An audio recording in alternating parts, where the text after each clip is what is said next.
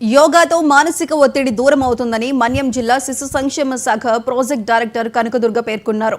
Collector Shyam Prasad ఆదేశాల మేరకు గుమ్మలక్ష్మీపురంలో నిర్వహించిన యోగాంధ్ర కార్యక్రమంలో ఆమె పాల్గొన్నారు. విద్యార్థులు ప్రజలతో కలిసి యోగాసనాలు వేశారు. తర్వాత యోగా యొక్క ప్రాముఖ్యతను వివరించారు.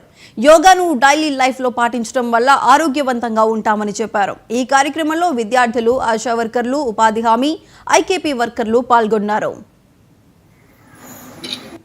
3, 4, 5, 6, 7, 8, 9, 10. అలా ముందు నెమ్మదిగా గాలి వదులుతాడు కదా. Positions right to left.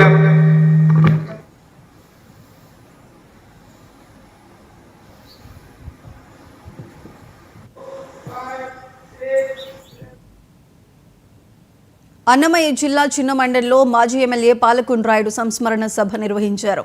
ఈ కార్యక్రమంలో పాల్గొన్న టీడీపీ నేత సుగవాసి ప్రసాద్ బాబు ఘాటు వ్యాఖ్యలు చేశారు. పార్టీలో చేరిన నాటి నుంచి చనిపోయే వరకు పార్టీ కోసమే కష్టపడిన నాయకుడు పాలకొండ రాయుడు అన్నారు.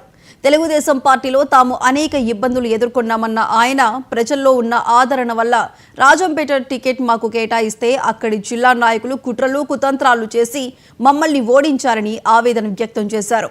ఓడిన ప్రతి చోట అభ్యర్థులు నియోజకవర్గ ఇన్ఛార్జీలుగా వ్యవహరిస్తున్నారని, ఒక్క రాజంపేట నియోజకవర్గంలో మాత్రం ఇన్ఛార్జ్ లేకపోవడం అవమానకరంగా ఉందన్నారు.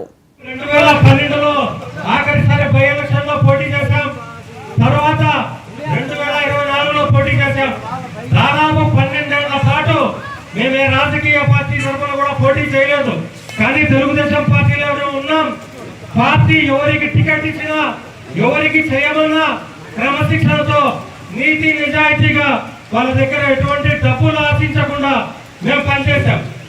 అదే గమనించి తెలుగుదేశం పార్టీ 2024లో బాలసుబ్రహ్మణ్యం గారికి రాజంపేట టికెట్ ఇస్తే కొంతమంది స్వార్థపరులు తెలుగుదేశం పార్టీ నాయకులే కొంతమంది వెన్నపోటు పట్టారు.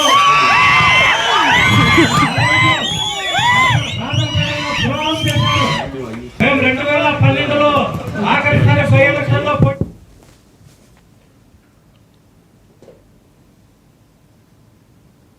అహ్మదాబాద్ ఫ్లైట్ యాక్సిడెంట్ ఘటన